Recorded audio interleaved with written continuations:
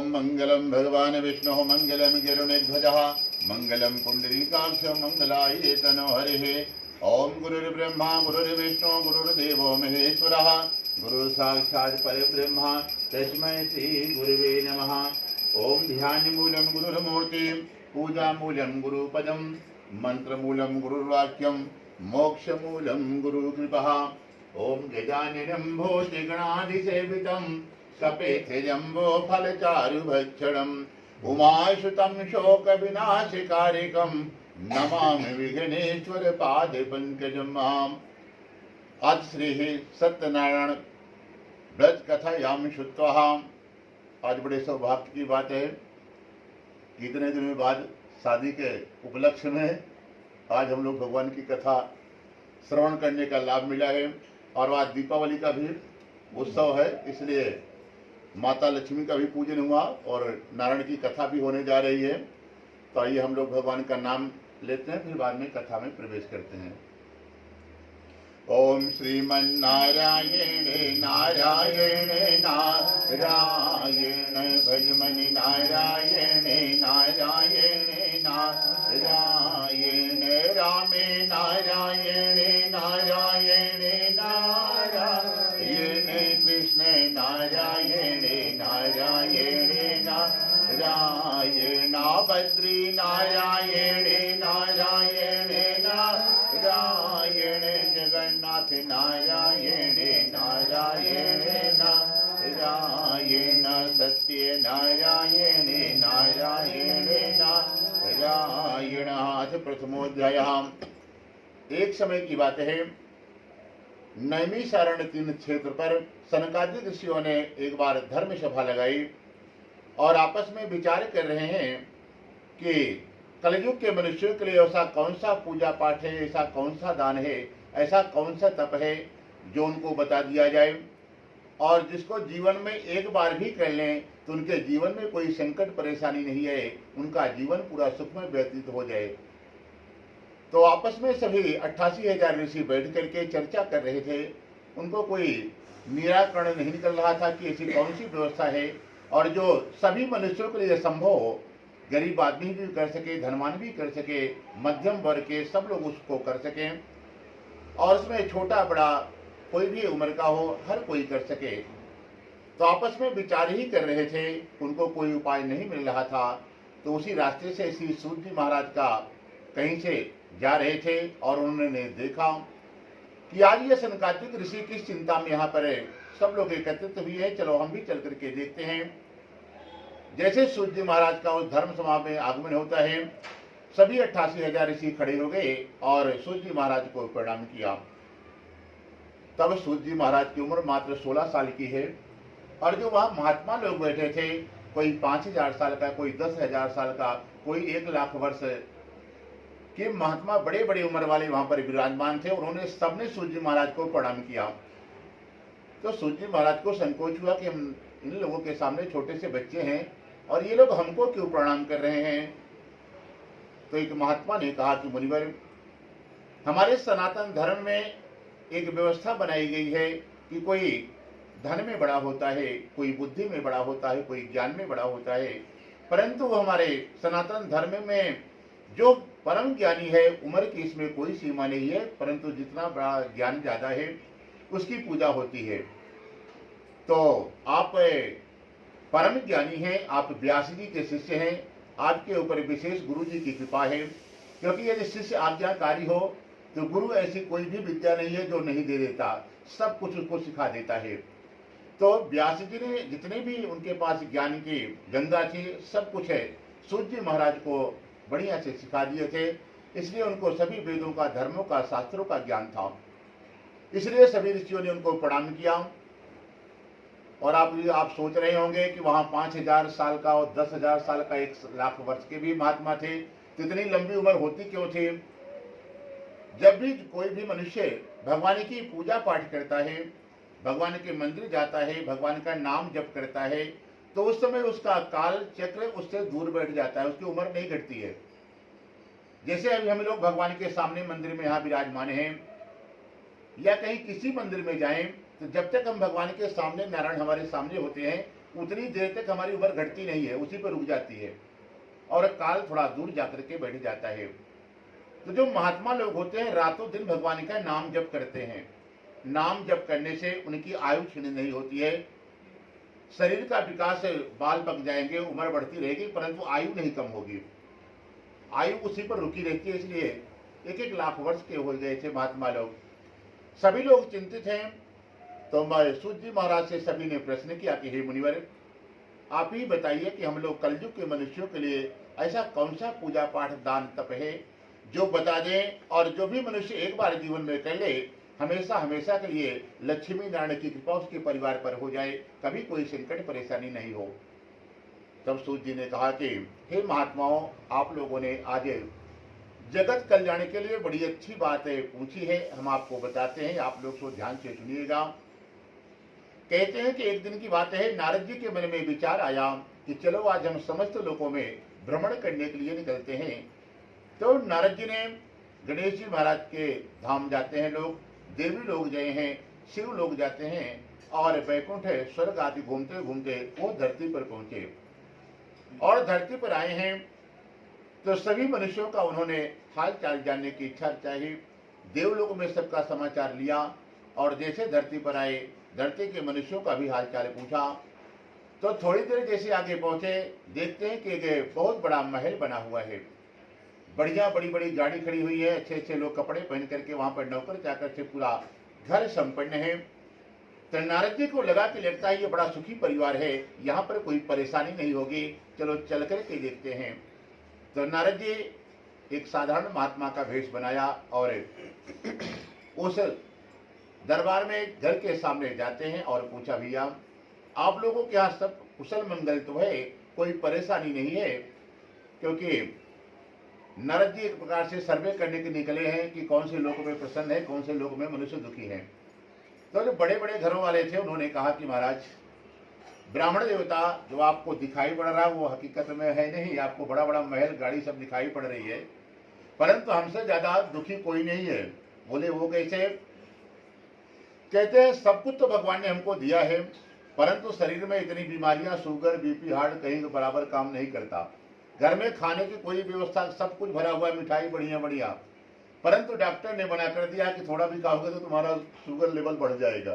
खाली हम लोग देख सकते हैं, डॉक्टर ने कहा खाली आपको दाल का पानी ही पीना है, ज्यादा नमक खाओगे तो आपके बीपी हाई हो जाएगा। इसलिए हम लोग बीमारियों से परेशान हैं। तो नारद जी ने जो सोचा कि हमको लगा कि ये लोग ज्यादा प्रसन्न होंगे, सब बढ़िया व्यवस्था इनके घर पर है, ये लोग तो ज्यादा दुखी हैं। तो थोड़ी देर बाद देखते हैं कि एक गरीबों की बस्ती आती है, वहां पर छोटे छोटे घर हैं और खूब बच्चे परिवार घर पर हैं। तो नारद जी ने सोचा चलो इनके यहाँ देखते हैं क्या हाल चाल है। तो नारद जी ने उनसे भी पूछा, भी आपके यहाँ क्या समाचार है? उन्होंने कहा कि महाराज हमारे परिवार में इतने लोग हैं कि इनके पास पहनने के लिए ढंग का कपड़ा किसी के पास नहीं है, ना खाने की व्यवस्था है ढंग की। हम लोग इसी से परेशान हैं कि शाम को क्या खाएंगे, सुबह मिल जाता तो शाम को नहीं भरोसा कि भोजन मिलेगा कि नहीं मिलेगा। नारद जी फिर चिंता में पड़ गए कि बड़े लोगों की अलग प्रकार की समस्या है और गरीबों लोग को अलग प्रकार की समस्या है। उनके पास खाने की सारा व्यवस्था भरा हुआ है, तो डॉक्टर ने मना कर दिया तुमको खाना ही नहीं है। जिनके पास खाने की आवश्यकता है, इनके पास खाने के लिए कुछ नहीं है। फिर नारद जी ने सोचा चलो और देखते हैं क्या हाल चाल है। तो थोड़ी देर बाद एक धर्म सभा, वो महात्माओं का एक आश्रम दिखाई पड़ा और नारद जी वहां पर भी जाकर के पूछा कि महात्मा लोग आपके यहाँ तो सब कुशल मंगल है? तो महात्माओं ने कहा कि बाबा जी हमारे पास कोई परेशानी नहीं है, क्योंकि सुखी मनुष्य वही है जिसको कुछ है ना पाने की इच्छा है ना कुछ खोने का गम है, वही टेंशन फ्री है। और जिसको है कि सुबह उठना है, आगे और कमाना है, बच्चों का फीस भरना है, घर का रेंट देना है, बिजली का, पानी का, दुनिया भर का है, तो संसार में सब के सब टेंशन लेकर के दुखी है। और महात्मा लोग को इन सब से वो फ्री है, ना उनको कुछ पाने की इच्छा है, ना बैंक में बैलेंस बढ़ाना है, कुछ नहीं। भगवान का भजन करना है, मिल गया भोजन तो ठीक है, नहीं मिला तब भी ठीक है। तो कोई तन दुखी, कोई मन दुखी, धनवित राहत उदास है, थोड़े थोड़े सब दुखी, सुखी राम कर दास। जो भगवान के भगत थे खाली वही नारद जी को प्रसन्न मिले। परंतु नारद जी महात्मा आदमी थे, साधु आदमी थे, उन्होंने सोचा कि गृहस्थ के लोग भी कैसे सुखी हो जाएं, कोई न कोई व्यवस्था इनके लिए बनानी पड़ेगी। तो नारद जी को कोई उपाय समझ में नहीं आया, तो आज वीणा बजाते हुए श्रीमन नारायण नारायण का भजन करते हुए आज वैकुंठ धाम भगवान श्री हरि नारायण के धाम नारद जी पहुंचे हैं। तो वहां जाकर के देखा कि भगवान श्री हरि नारायण वहां पर विराजमान हैं, जिनके हाथ में शंख चक्र गदा और पद्म है और बरमाला भगवान पहने हुए वहां पर विराजमान है। ऐसे भगवान को देख करके नारद जी ने सर्वप्रथम दोनों हाथ जोड़ करके भगवान को प्रणाम किया कि हे भगवान, आप अत्यंत शक्ति से संपन्न हैं और मन और वाणी में प्रभु आपको कोई नहीं पा सकता। हे भगवान, ना आपका आदि है ना अंत है, जिसके कारण आप सभी भक्तों के दुखों को दूर करने वाले हो, ऐसे भगवान को हमारा नमस्कार हो। जब नारद जी ने विशेष प्रकार से भगवान से प्रणाम किया तो भगवान को समझ में आ गया कि नारद जी को जरूर कोई कारण है, तभी आज लंबा दंडोत कर रहे हैं। हर दिन तो खाली प्रणाम करके बैठ जाते थे। तो भगवान ने कहा कि नारद जी, आपके मन में क्या है और आज आपका किस उद्देश्य से हमारे पास आगमन हुआ है, आप निसंकोच कहिए। तब नारद जी ने कहा कि हे भगवान, आज मैं समस्त लोगों में भ्रमण करने के लिए गया और घूमते घूमते धरती पर भी गया। वहां जाकर के देखा है जितने भी प्रकार के मनुष्य अनेक योनियों में जन्म लिए हुए हैं, सब अपने अपने कर्मों से दुखी हो रहे हैं। कितना बढ़िया बात बताई भगवान से नारद जी ने कि कोई सुखी है और कोई दुखी है, तो उसमें भगवान का कोई दोष नहीं है, उसमें उनका अपना खुद का कर्म है। कर्मण्येवाधिकारस्ते मा फलेषु कदाचन, उन्होंने ऐसे कर्म किया है। और भगवान संसार में जो भी मनुष्य आते हैं, कहते अपने कर्म का फल भोगने के लिए आते हैं। कोई यहाँ पर पुण्य आत्माएं नहीं आती हैं, जितने भी पापी आत्मा है वही संसार में जन्म लेते हैं, और वो भी 84 लाख योनियों में। सब अपने अपने कर्म फल भोगने के लिए आया है। परंतु नारद जी ने कहा कि हे प्रभु, फिर भी वो भले पापी आत्मा हो, जैसे भी हो, आपके बच्चे हैं। प्रभु, कोई ऐसा उपाय बतलाइए जो संसार में गृहस्थ आश्रम में रहते हैं वो सभी भी प्रसन्न हो जाएं। तो भगवान ने कहा कि हे नारद जी, आप चिंता न करें, हम आपको एक छोटा सा उपाय बता देते हैं, आप जाकर के उनको बता दीजिए और खाली वही वो कर लेंगे तो उनके घर में सुख शांति हमेशा बनी रहेगी और हमारे और माता लक्ष्मी की कृपा विशेष रूप से उनके परिवार पर हो जाएगी। और तो आज तो विशेष लक्ष्मी जी का दिन भी है, दीपावली का। तो भगवान ने कहा कि जाकर के बताइए। तो नारद जी को थोड़ा सा दिमाग में टेंशन हुआ कि भगवान तो बता देंगे, परंतु संसार में एक मनुष्य थोड़ी है और हमारे पास इतना कहाँ टाइम है कि बैठ करके सबको कथा सुनाएंगे कि घर में जाकर के भगवान जो उपाय बताएंगे।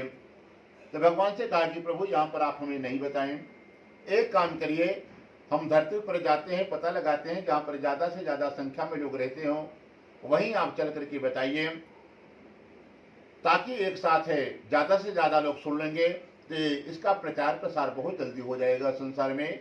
और जहाँ पर एक बार भी ये आपका उपाय लोग सुन लेगा, कर लेगा, हमेशा हमेशा के लिए माता लक्ष्मी की और आपकी कृपा उसके परिवार पर हो जाएगी।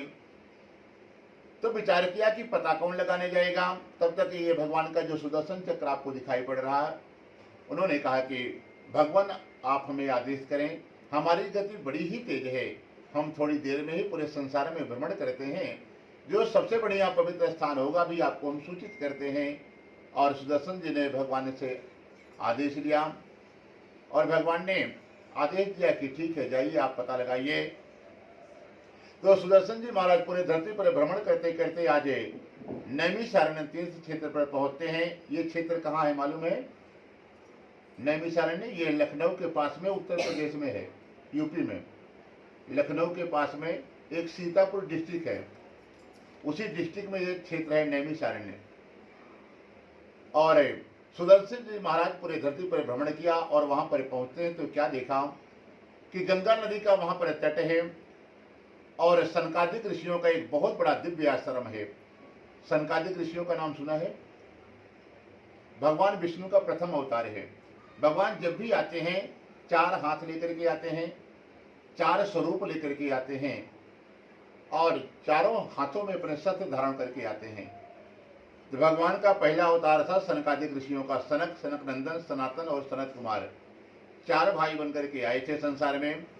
सभी देवताओं ने इनसे प्रार्थना किया कि प्रभु अब धरती की रचना तो हो गया है और प्रभु आप मनुष्य रूप में आइए और धरती पर चलिए, शादी ब्याह करिए और संसार सनातन धर्म की शादी ब्याह करके जनसंख्या बढ़े, आपका परिवार आगे धरती पर भी विकसित हो। तो भगवान आए धरती पर, परंतु इन्होंने शादी ब्याह नहीं किया और महात्मा बन करके और अपने स्वरूप को भी नहीं बढ़ाया। 5-5 साल के बालक स्वरूप में भगवान जब आए थे और आज भी उसी स्वरूप में संसार में विराजमान है। सनकादिक ऋषियों का बालक स्वरूप ही है। तो इन्होंने शादी ब्याह नहीं किया। काफी समय तो ये बद्रिका आश्रम में रहे हिमालय में, और उसके बाद फिर नैमिषारण्य आकर के ये लोग वहीं पर बैठ गए। ये साक्षात भगवान के ही अवतारी थे, इसलिए जो भी इनके आश्रम में जाता था भगवान को देख करके कहीं वो वापस जाता नहीं था, वहीं पर रहने लगा। क्योंकि जहाँ पर भगवान रहते हैं, माता लक्ष्मी रहती है, न वहाँ कुछ खाने की व्यवस्था की कमी होगी न कुछ पहनने की, तो सारी व्यवस्था थी। इसलिए इतनी संख्या हो गई कि आज 88,000 महात्मा वहाँ पर रहना चालू कर दिए। हमेशा सुदर्शन जी देखे और जाकर के भगवान को सूचित किया, प्रभु धरती पर एक ऐसा क्षेत्र है जिसका नाम है नैमिषारण्य, आप वहीं चल करके इस उपाय को बताएं। वहाँ पर 88,000 महात्मा हमेशा रहते हैं। वहाँ पर हमेशा वेद मंत्रों का पाठ होता है, यज्ञ हवन होता है, वातावरण बड़ा ही शुद्ध और पवित्र है। और नारद जी ने भगवान से प्रार्थना की, सुदर्शन जी ने भगवान से प्रार्थना की, और आज भगवान वैकुंठ से नैमिषारण्य क्षेत्र पर पहुंचते हैं। और जब नारद जी धरती पर आए थे सुदर्शन जी, तो महात्माओं ने पूछा कि भाई आपका प्रयोजन क्या है, आप क्यों यहाँ पर किस चीज के लिए आए हैं। तो उन्होंने बताया कि भगवान स्वयं धरती पर आने वाले हैं और मनुष्य कल्याण के लिए कोई उपाय बताने वाले हैं। तो महात्माओं को जैसे यह मालूम हुआ, एक दूसरे से प्रचार होना चालू हो गया कि भगवान नारायण धरती पर आने वाले हैं। तो जितने भी महात्मा थे, कोई अमेरिका में, रूस में, ब्रिटेन में, पहले ये सब नहीं था, पूरा संसार सनातन धर्मियों का था, एक ही धर्म था और महात्मा लोग पूरे विश्व में रहते थे। तो जैसे सूचना मिली कि भगवान धरती पर आने वाले हैं, तो महात्मा लोग जो माला जप कर रहे थे, बड़ी बड़ी जटा कमंडल लेकर के गुफाओं में बैठे हुए थे, सबने अपने अपने कमंडल उठाई और सब भगे नैमिषारण्य के क्षेत्र में कि भगवान धरती पर आ रहे हैं, चलो हमको दर्शन मिल जाएगा और भगवान क्या बताने जा रहे हैं सुनने को मिल जाएगा। और आज 88,000 ऋषियों के साथ कई करोड़ों महात्मा वहां पर इकट्ठा हो गए और भगवान जी का आगमन हुआ। नारद जी के साथ सभी महात्माओं ने खड़े होकर के भगवान को स्वागत किया, भगवान को प्रणाम किया, भगवान का पूजन हुआ। और जैसे यहाँ पर आपने सिंहासन पर विराजमान कराया गया है, वहां पर एक बढ़िया सा ऊंचा आसन लगाया गया था और भगवान को वहां पर विराजमान कराया गया। महात्माओं ने भगवान का पूजन किया और उसके बाद भगवान से नारद जी आगे कथा सुनने के लिए बैठे हैं। तो कुछ महात्माओं ने विरोध कर दिया कि सनातन धर्म में एक व्यवस्था है कि कोई भी यज्ञ अनुष्ठान पूजा पाठ करते हैं तो उसमें पत्नी का होना बहुत जरूरी है, अकेले नहीं कर सकते हैं। तब नारद जी चिंता में पड़ गए कि हम तो बाबा आदमी हैं, हम कहाँ से पत्नी लाएंगे। अब एक बार पत्नी ढूंढने के लिए गए थे, इंसान से बंदर बन गए थे। अब दोबारा महाराज ऐसी कोई उपाय बताइए कि जो हम अकेले कर सकें। और नारद जी ने महात्माओं से प्रार्थना किया तो महात्माओं ने कहा कि जो साधु महात्मा है उनके लिए छूट है, वो अकेले कोई भी अनुष्ठान व्रत पूजन कर सकते हैं। तब नारद जी आगे बैठे हैं सनकादिक ऋषियों के साथ, आज करोड़ों की संख्या में नैमिषारण्य में सब लोग बैठ गए, भगवान ऊपर विराजमान हो गए।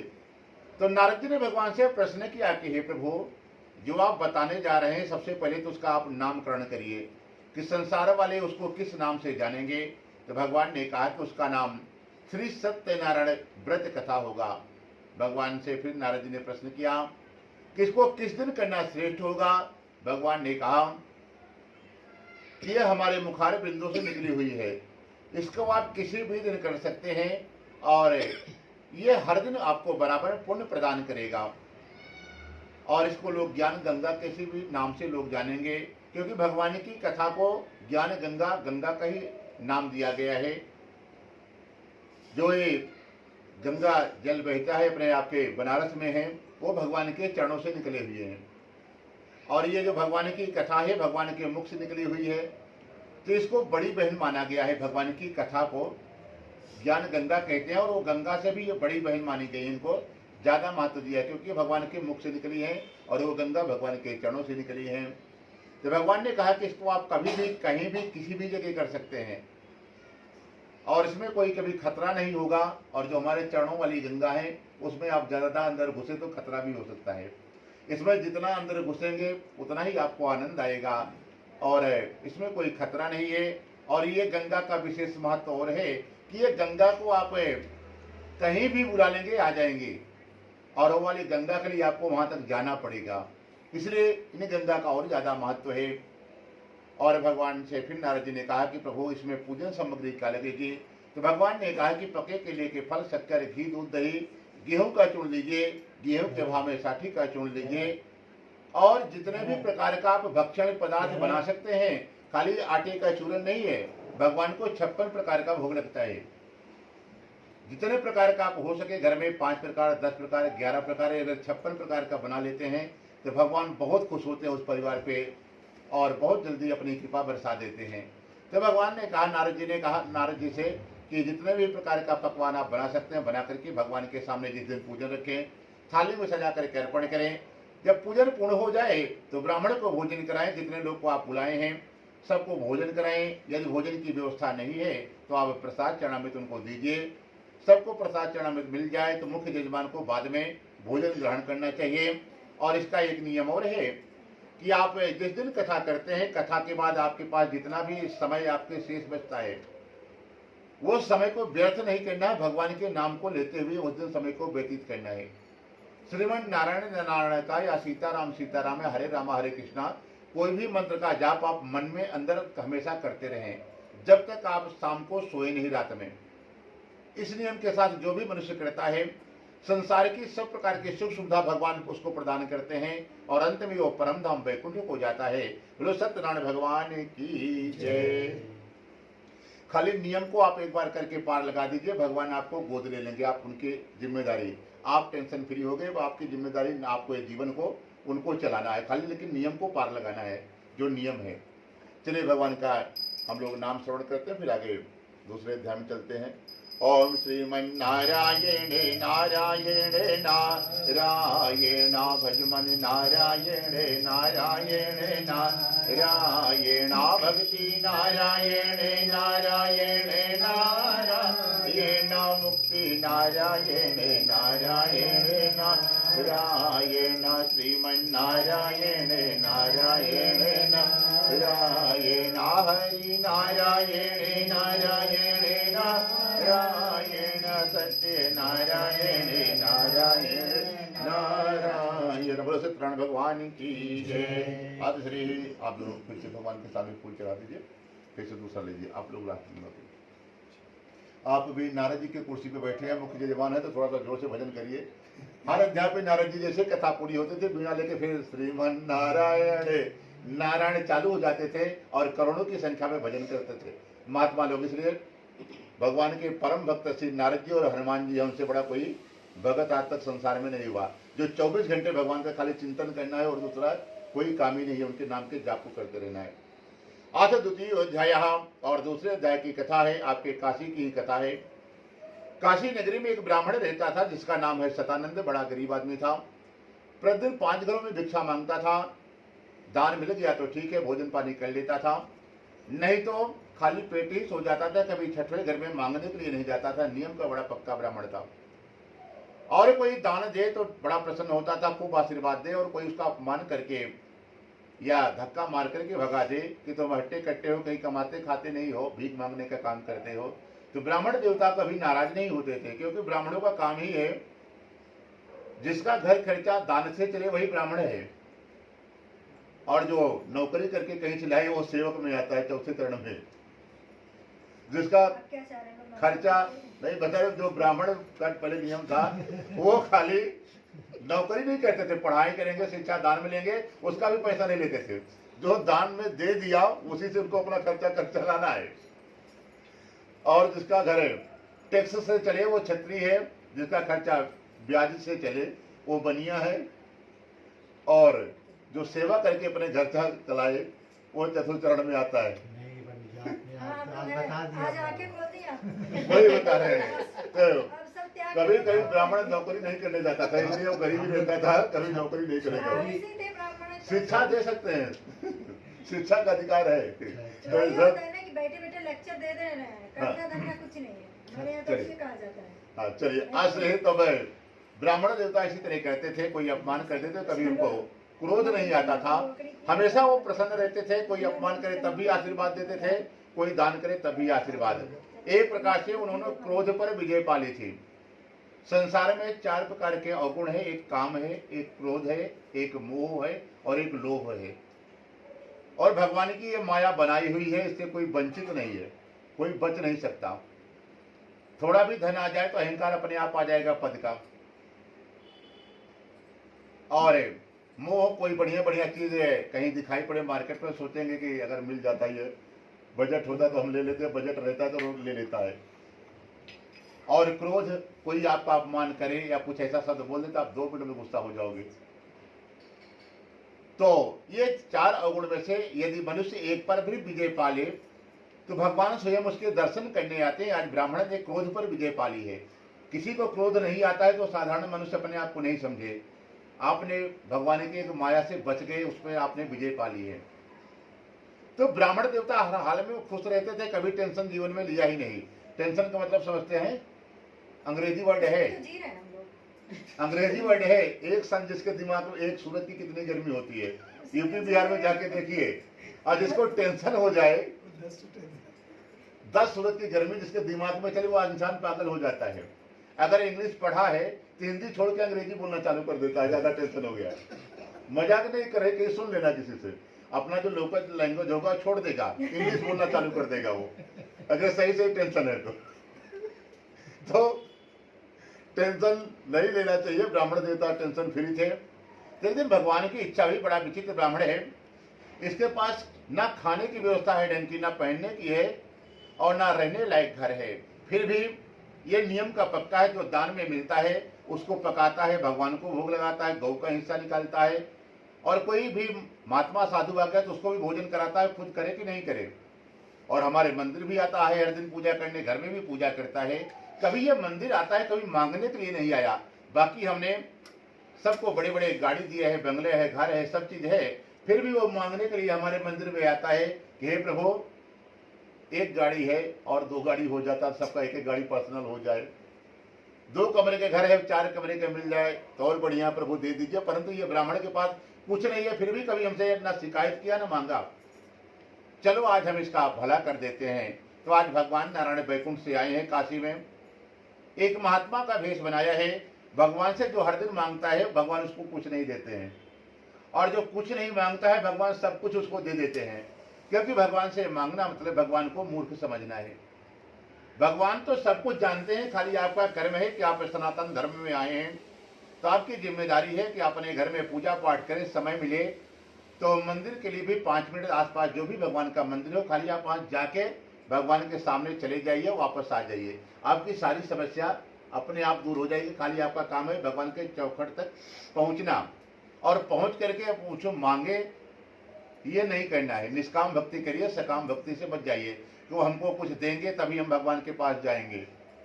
तो भगवान सब कुछ दे देते हैं। ब्राह्मण देवता के पास आज भगवान स्वयं बैकुंठ से आए और एक महात्मा का भेष बना करके भगवान गए और पूछा कि हे ब्राह्मण देवता, हम आपको देखते हैं प्रतिदिन आप नगर में भिक्षा मांगने के लिए जाते हैं। कोई दान देता है तो ठीक है, कोई अपमान कर देता है तब भी आप खूब आशीर्वाद देते हो कि तुम्हारे यहाँ भी खूब धन बरसे, दूध पूछ से तुम्हारा घर भरा रहे। कभी आप किसी पे क्रोध नहीं करते हैं, और आप भिक्षा क्यों मांगते हैं? कोई आपकी मजबूरी है, कोई आपने संकल्प लिया है? तो ब्राह्मण ने कहा कि आप हमारी घर की दशा देख करके आप समझ गए होंगे, किसी के तन पे ढंग का कपड़ा नहीं है, और जो आप ये छान छप्पर का घर देख रहे हैं, महात्मन बारिश का पानी सारा घर के ही अंदर आता, बाहर भी नहीं निकलता। हम लोग एक कोने पूरा रात खड़े होकर के बिताते हैं जब बारिश होता है। खाने का पूरा बर्तन आप देख लेंगे कहीं कुछ नहीं है घर में। तो यदि इसका कोई उपाय जानते हो कि हमको भिक्षा ना मांगनी पड़े, जैसे संसार के लोग सब घर पे रहते हैं, पकाते खाते हैं, वैसे हमारे यहाँ भी व्यवस्था बन जाए तो आप हमें अवश्य बताएं। तो भगवान ने कहा कि हे ब्राह्मण देवता, आप चिंता न करें, हम आपको एक छोटा सा उपाय बता देते हैं, खाली आप उसी को कर लीजिएगा, और आप जिस दिन कर लेंगे अगले दिन से ही आप भिखारी से दाता बन जाओगे। ज्यादा दिन इंतजार भी नहीं करना है। तब तो ब्राह्मण देवता बड़े प्रसन्न हुए और महात्मा के चरणों में गिर पड़ते हैं और कहते हैं कि आप हमें शीघ्र बताएं। तो भगवान ने कहा कि एक सत्यनारायण भगवान की ऐसी कथा जो मन वांछित फल देती है।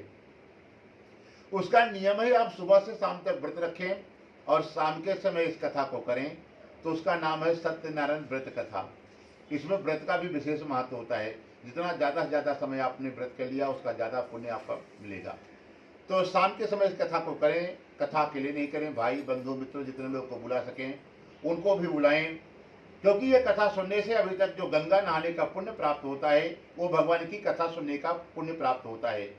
आपके माध्यम से जितने लोग कथा सुनेंगे उनके भी आपके जो पाप नष्ट हो ही रहे हैं उनके भी सारे पाप धुल जाते हैं। तो उसका भी पुण्य जो कथा का आयोजन करता है उसको प्राप्त होता है। तो भगवान ने कहा कि ज़्यादा से ज़्यादा लोगों को बुला करके भगवान की कथा का श्रवण कर लीजिए। और जब कथा हो जाए तो जिन ब्राह्मण से आप कथा सुनोगे उनको भोजन करा देना। जितने लोगों को बुलाओगे उनके लिए भी भोजन प्रसाद की व्यवस्था कर देना। भोजन नहीं करा पाओ तो चरणामृत प्रसाद दे देना। सब लोग अपने घर प्रसन्नता से चले जाएं। तो फिर बाद में आप बैठ करके भोजन पानी करना। जो बाकी समय बचेगा उसमें भगवान का भजन कीर्तन भगवान का नाम लेते हुए व्यतीत करना है। खाली इतना ही इस कथा का नियम है। आप जिस दिन कर लोगे अगले दिन से आप भिखारी से दाता बन जाएंगे। तब तो ब्राह्मण देवता बड़े प्रसन्न हुए। भगवान के सामने संकल्प लिया कि इसको हम कल ही करेंगे। भगवान थोड़ी देर बाहर आए और अंतर ध्यान होकर के बैकुंठ चले गए। और ये सतानंद ब्राह्मण जो शाम के समय सोने के लिए बिस्तर में गया जिसको नींद ही नहीं आ रही है, इसने सोचा कि हमने महात्मा के सामने वचन तो दे दिया है कि कल इस व्रत को करेंगे, परंतु हमारे पास खाने तक की व्यवस्था नहीं है। इसमें तो फल फूल प्रसाद लाना है, ब्राह्मण को दक्षिणा देना है, नगर वासियों को भी बुलाना है, भोजन भंडारा भी करना होता है। अब तो ये हमारे बस की बात नहीं है और हमने महात्मा के सामने संकल्प लिया है और ये संकल्प टूट जाता है तो हमको पाप लग जाएगा। अभी क्या करें। तो पूरी रात भगवान से रोता रहा। कहता है कि हे भगवान, हे नारायण, आज हमारे इस संकल्प को आप पूरा कराइए। हमारे बस की बात नहीं है कि हम भगवान की कथा करा सकें। और भगवान की कथा धन वाले, निर्धन, चाहे मध्यम वर्ग के हो, कोई जब तक भगवान खुद नहीं चाहे तब तक वो भगवान की पूजा नहीं कर सकता है। आप देख ही रहे हैं, जब तक भगवान स्वयं नहीं चाहे। ये पैसे से नहीं होता है। कोई कोई तो 70-80 साल का हो जाता है, कभी जीवन में सत्यनारायण की कथा तक नहीं सुना रहता है। तो जब तक भगवान चाहे नहीं तब तक कोई इंसान नहीं कर सकता भगवान की पूजा। यहाँ तक कि आप भगवान के मंदिर के सामने से जाओगे, आपके पास समय ही नहीं रहेगा कि आप रुक करके भगवान को प्रणाम कर लें, जब तक भगवान खुद नहीं चाहेंगे कि आप आ जाओ हमारे मंदिर। तो आज ब्राह्मण देवता भगवान से पूरी रात प्रार्थना करते रहे कि हे प्रभु, आपकी पूजा कर पाना हमारे बस की बात नहीं है। और एक काम करो प्रभु, आप ही हमारे हाथों से अपनी पूजा कल करा लीजिए। पूरी रात भगवान से प्रार्थना करता रहा। सुबह उठाए और जैसे 5 घर में भिक्षा मांगने के लिए गया और भिक्षा मांगने के लिए गया तो 5 घर में ही भगवान ने आज इतना धन दिला दिया कि वो उसके आंखों में आंसू आ गया। ब्राह्मण देवता रोने लगे कि लगता है भगवान ने आज हमारी प्रार्थना सुन ली, क्योंकि इसी नगर में हम हर दिन भिक्षा मांगने के लिए आते थे। आज तक हमने पेट भर के पूरा परिवार भोजन नहीं किया और आज इतना धन मिल गया कि हमारा भंडारा भी हो जाएगा, कथा भी हो जाएगा, पूजन सामग्री भी आ जाएगी। फिर तो बढ़िया बढ़िया पके केले के फल, शक्कर, घी, दूध, दही, गेहूं का चूर्ण आदि व्यवस्था लाया और भंडारे के भी अनाज की सारी व्यवस्था बनाई। सुबह से शाम तक पति पत्नी व्रत रखे हैं और दिन भर बढ़िया बढ़िया भगवान के लिए 56 भोग बनाए हैं। बना करके बढ़िया थाली सजाई और शाम के समय भगवान के सामने पूजन करने बैठे हैं और नगरवासियों को, पड़ोसियों को बुलाया है। और जब पूजन हो गया तो कथा सुनने के बाद जो ग्रामवासी आए थे, जो किसान लोग थे, वो घर से अनाज लेकर के आते हैं। जो धन वाले थे उसे भगवान की कथा के बाद भगवान के चरणों में धन चढ़ा रहे हैं। तो ब्राह्मण देवता जिनके यहाँ कथा हो रहा था वो बड़े उदास हो गए। उनको लगा कि भगवान की कथा देनी सुनने के बाद खाली नहीं सुनना चाहिए, कुछ न कुछ भगवान को भी अर्पण करना चाहिए। परंतु हमारे पास तो कुछ है ही नहीं है, भगवान ने तो हमको कुछ दिया ही नहीं है। न हमारे पास घर में हमारा खुद का अनाज है, खेती बाड़ी है, न हमारे पास पैसा है, हम क्या भगवान को दें। फिर थोड़ी देर बाद ब्राह्मण ने विचार किया कि भगवान तो इतना निर्दयी नहीं है कि हमको कुछ नहीं दिया होगा। भगवान कुछ ना कुछ सबको जरूर देता है। तो विचार किया कि हमारे पास क्या है, तो उसको समझ में आ गया कि हमारे पास गरीबी है। भगवान ने धन नहीं दिया तो कोई बात नहीं, गरीबी तो भगवान ने हमको दी है। जो भगवान ने दिया है वही भगवान को देंगे, क्योंकि हम किसी से उधार मांगने नहीं जाएंगे। भगवान के सामने बैठा और रोने लगा कि हे प्रभु, जो आपने दिया है वही हम आपकी सेवा में अर्पण करते हैं। और भगवान ने उसकी सारी गरीबी ग्रहण कर ली उसी दिन। कथा के बाद जैसे अर्पण किया और अगले दिन 5 घर में जैसे भिक्षा मांगने के लिए गया, भगवान उसी नगरवासी का एक भेष बना करके रत्न आभूषण से भरा एक टोकरी भगवान ने उसको दान में दे दिया और वो घर पर लेके आया। और संसार में रहने खाने की सारी व्यवस्था अगले दिन से सारी व्यवस्था ब्राह्मण देवता की बन गई और संसार में सब प्रकार के सुख होकर के अंत में वो ब्राह्मण देवता वैकुंठ को जाते हैं। तब कहते हैं ब्राह्मण की कथा करने के बाद कहाँ पर ये कथा और हुई है, कहते हैं उसी नगर में एक लकड़हारा भी रहता था। एक दिन की बात है, सुबह से शाम को लकड़ी बेचने के लिए निकला है और उसको रास्ते में भूख और प्यास लगे। उसके पास धन नहीं था कि कुछ खरीद करके दुकान से खा सके। आज बड़ा उदास हुआ तो रास्ते में एक ब्राह्मण का घर दिखाई पड़ा। सोचा चलो वहां मांग करके देखते हैं, क्योंकि पहले जमाने में लोग सबके घर का अनाज नहीं खाता था, पानी नहीं पीता था बर्तन का। तो विचार किया कि ब्राह्मण का घर है, जरूर पवित्र होगा। वहां पर पहुंचा तो सोचा चलो मांग करके कुछ देखते हैं, कुछ मिल गया तो जल ग्रहण कर लेंगे, नहीं हर इच्छा नारायण की, जैसे भगवान की मर्जी होगी। तो ब्राह्मण के दरवाजे पर पहुंचा तो देखा कि ब्राह्मण देवता कोई पूजा कर रहे हैं। वहां पर बैठ गया, भगवान की कथा को श्रवण किया। जब कथा पूर्ण हुआ, प्रसाद चरणामृत मिला है। उसके बाद लकड़हारा ब्राह्मण से प्रश्न किया कि हे ब्राह्मण देवता, ये आप कौन सी पूजा कर रहे हैं और इसको करने से क्या फल मिलता है, कृपा करके आप हमें बताएं। तो ब्राह्मण ने कहा कि हे लकड़हारा, पहले मैं इस नगर का सबसे गरीब आदमी था। हमारे पास ना रहने के लिए घर था, ना पहनने के लिए कपड़े थे, ना भोजन की व्यवस्था थी। एक बार कोई सिद्ध महात्मा हमारे घर पर आए थे और इसे पूजा की कथा की महिमा को बता करके चले गए। हमने इस कथा को किया है और पहली कथा में ही भगवान ने हमको इतना धन दिला दिया कि हमारा घर परिवार रहने की खाने की व्यवस्था सारी बन गई। और तब से हम हर महीने एक बार महीने में भगवान का पूजन करके उनको धन्यवाद कर देते हैं। तब तो आज लकड़हारा भी बड़ा प्रसन्न होता है। पूरा उपाय विधि पूछा कि क्या नियम है, क्या विधि है, कैसे पूजन किया जाता है। पूछ करके अपने घर गया। उसने भी संकल्प लिया कि इसको हम कल ही करेंगे। अगले दिन सुबह उठा है। जिस नगर में धनवान लोग रहते हैं, से सुंदर नगर में आज लकड़ी बेचने के लिए जाता है। भगवान की कृपा से आज उसकी सारी लकड़ियां लकड़हारे की 1 घंटे में बिक गई और प्रतिदिन से 4 गुना ज्यादा उस लकड़ियों का दाम मिला।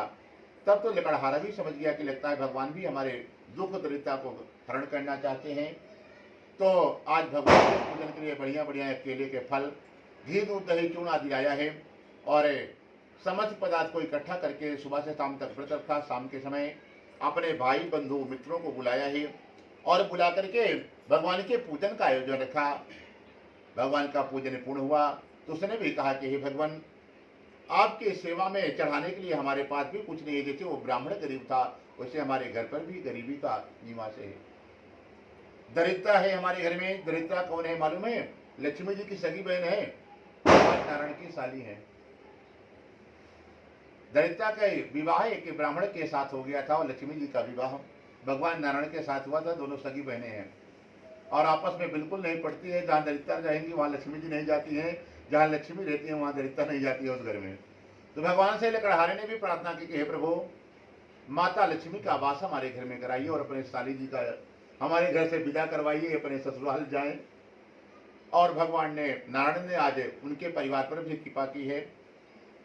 अगले दिन लकड़हारा लकड़ी बेचने के लिए गया। उसको भी बहुत सा धन प्राप्त होता है, जिससे वो रहने खाने की सारी व्यवस्था बना ली और उसने भी संसार में सब प्रकार के सुख सुविधा को भोग करके अंत में परम धाम वैकुंठ को जाता है। बोलो सत्यनारायण भगवान की जय।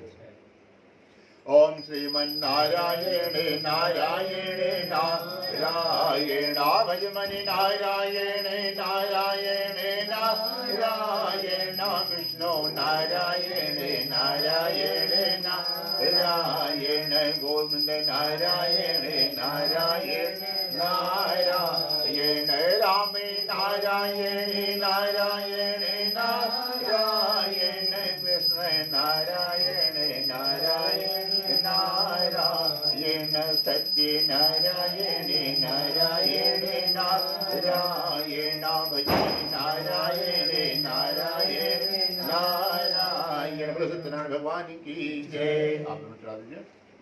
जिस घर में भी नारायण का भजन होता है, नाम लिया जाता है, लक्ष्मी अपने आप भाग के आ जाती है। उनको इन्वाइट करने की जरूरत नहीं है।